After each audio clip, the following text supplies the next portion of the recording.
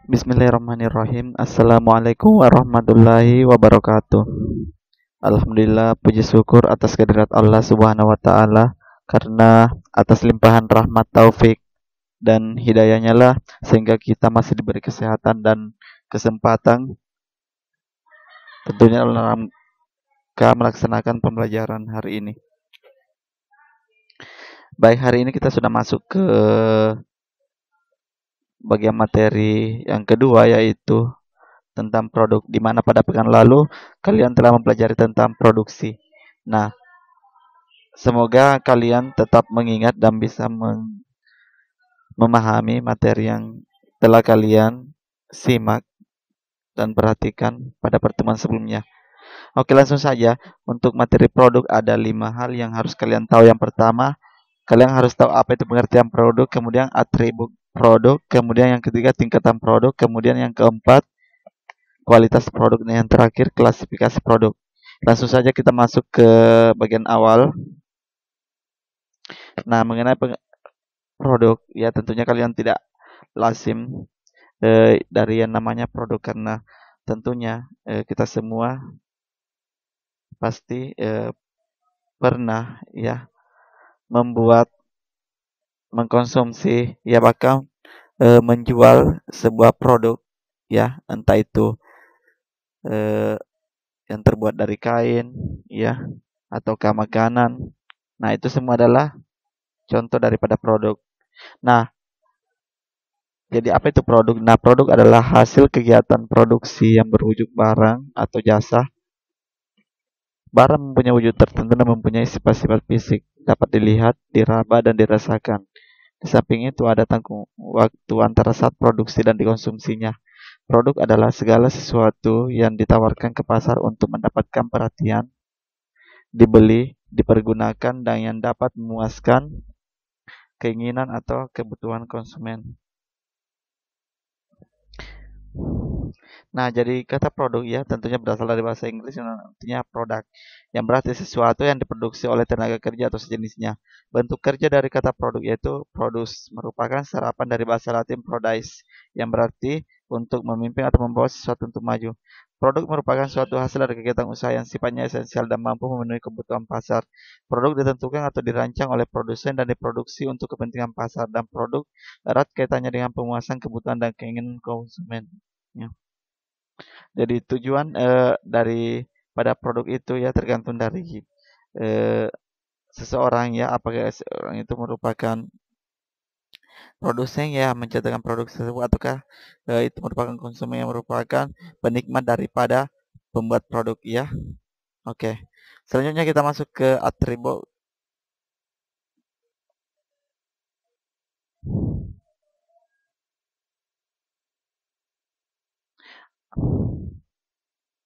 Atribut produk, ya. Jadi atribut produk itu merupakan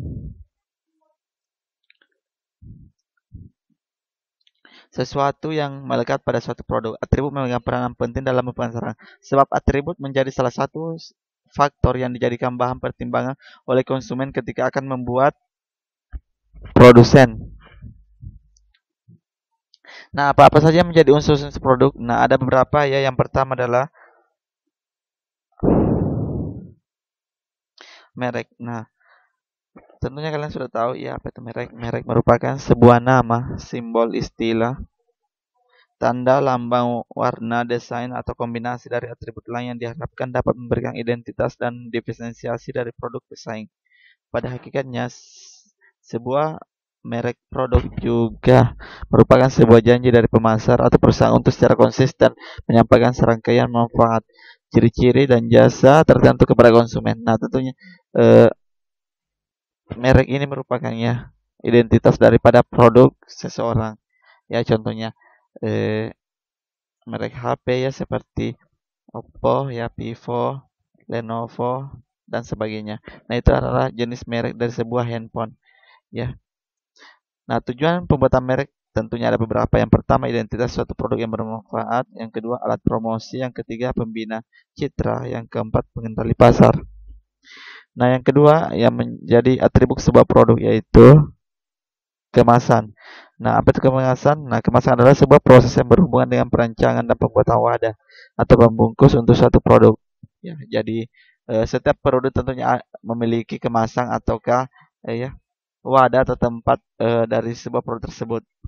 Ya, contohnya seperti dos ya, kemasan yang terbuat dari dos, dari plastik dan sebagainya.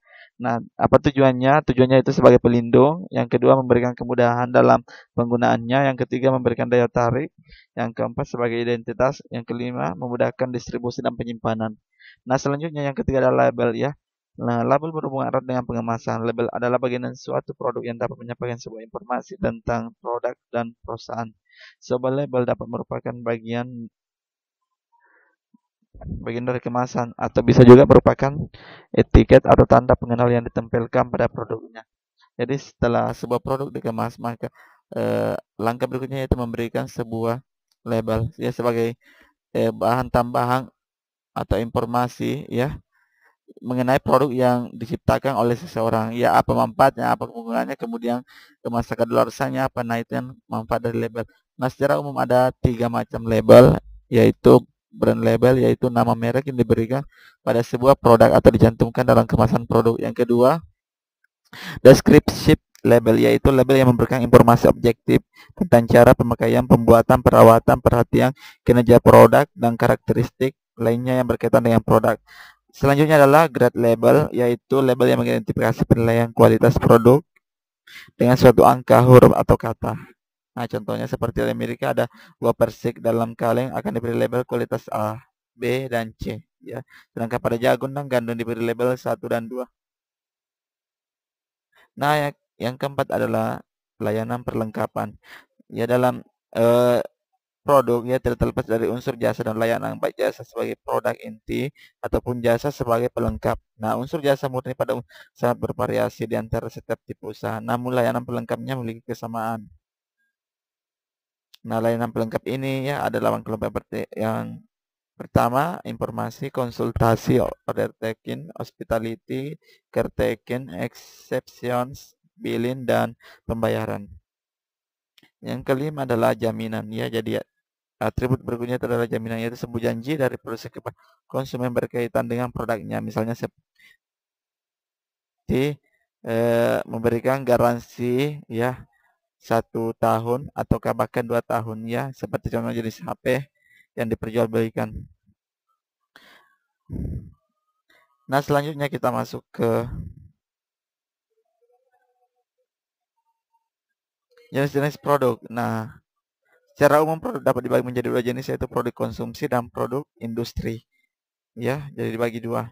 Oke, kita lanjut saja ke tingkatan produk. Nah, sebelum merencanakan penawaran penjualan, seseorang pemasar perlu memahami 5 tingkatan produk.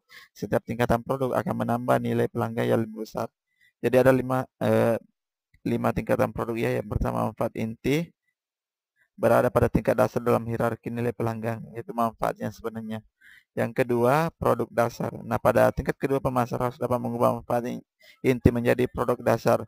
Yang ketiga, produk yang diharapkan. Ya, pada tingkat ketiga pemasar perlu mempersiapkan produk sesuai dengan harapan konsumen. Yang keempat, produk tambahan. Pada tingkat keempat, produk tambahan yaitu atribut produk yang khas dan berbeda dengan atribut produk pesaing. Yang kelima, produk potensial, yaitu tingkat kelima adalah produk potensial, yaitu berbagai macam tambahan dan penawaran. Oke, kita lanjut ke kualitas produk. Nah, apa itu kualitas produk? Jadi kualitas produk itu didefinisikan sebagai bebas dari kerusakan.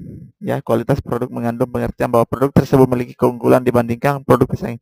Ya, tentunya dari kualitas produk seperti yang telah kita belajar sebelumnya bahwa eh, dengan memiliki kualitas yang bagus, ya yang sempurna, maka sebuah produk tentunya akan laris dipandang atau dibeli oleh konsumen. Nah, jadi jika kita contohnya berbisnis dan memiliki usaha, ya tentunya produk kita harus selalu diinovasi sesuai dengan perkembangan zaman supaya tidak dikalah saing dengan pesaing kita ya. Itu. Nah, di balik kualitas produk itu ya erat hubungannya dengan nilai pelanggan.